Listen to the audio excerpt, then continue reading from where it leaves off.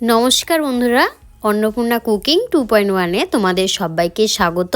আজকে আমি তোমাদের একটু অন্যতম একটা রেসিপি তৈরি করে দেখাবো। চিংড়ি মাছ দিয়ে কাঁকরোল আলুর তরকারি। এটা খেতে খুবই সুন্দর। তাহলে চলো তৈরি করা যাক। প্রথমে আমি কাঁকরোল ও আলু ঠিক এইভাবে কেটে নিয়েছি। এরপর এগুলো ভেজে নেব। প্রথমে আমি কাঁকরোলটা ভেজে নেব, হালকা নাড়াচাড়া করে নেব।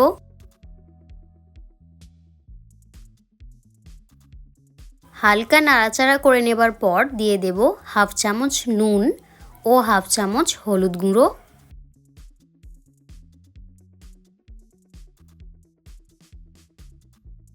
নুন ও হলুদ কাঁকরোলের সাথে ভালো করে মিশিয়ে নেব।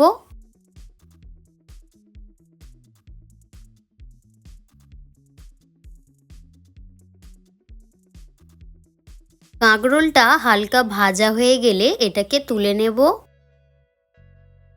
এরপর আমি কেটে রাখা আলুগুলো ভেজে নেব।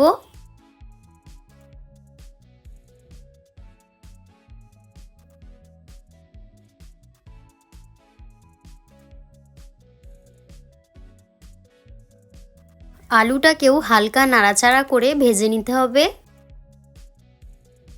আলুটাকে এরপর তুলে নেব। এরপর আমি চিংড়ি মাছগুলোকে ভেজে নেব। তার জন্যে চিংড়ি মাছে দিয়ে দেব হাফ চামচ নুন, হাফ চামচ হলুদ। ভালো করে নুন ও হলুদ চিংড়ি মাছের সাথে মিশিয়ে নেব। এরপর আমি একই তেলেতেই চিংড়ি মাছগুলোকে ভেজে নেব।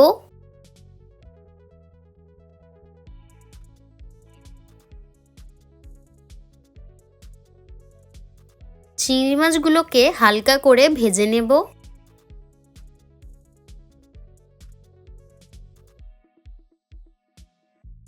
এরপর আমি চিংড়ি মাছগুলো তুলে নেব।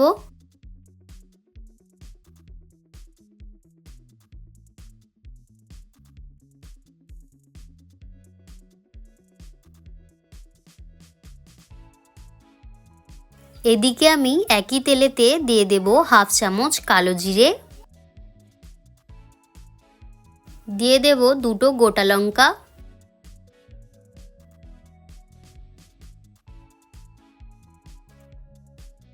এরপর দিয়ে দেব মিহি করে কেটে রাখা পেঁয়াজ। পেঁয়াজটাকে হালকা ভেজে নেব। পেঁয়াজটা হালকা ভাজা হয়ে গেলে দিয়ে দেব 1 কাপ টমেটো কুচি। টমেটোটাকেও হালকা নাড়াচাড়া করে নেব।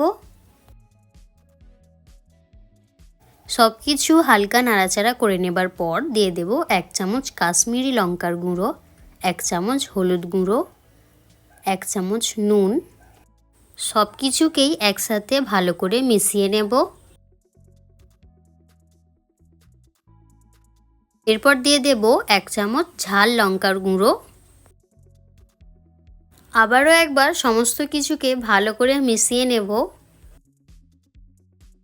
এরপর সামান্য পরিমাণে জল দিয়ে মশলাটাকে একটু কষিয়ে নেব।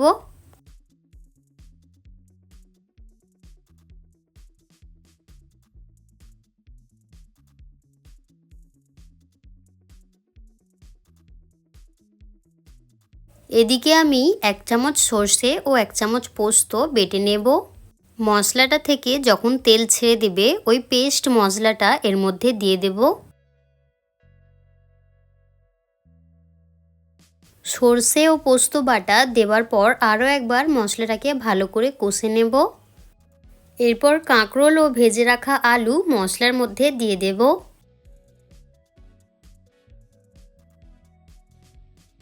মশলার সাথে কাঁকরোল ও আলু ভালো করে মিশিয়ে নেব।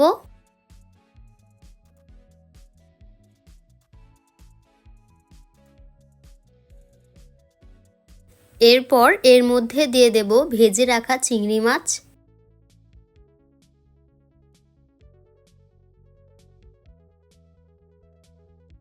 এরপর সমস্ত উপকরণকে আরও একবার ভালো করে নাড়াচাড়া করে নিয়ে দিয়ে দেব সামান্য পরিমাণে জল।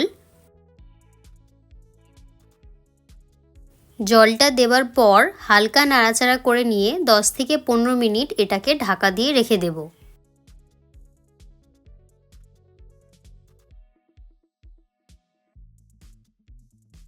15 মিনিট পর কাঁকরোলের তরকারি প্রায় তৈরি হয়ে এসেছে।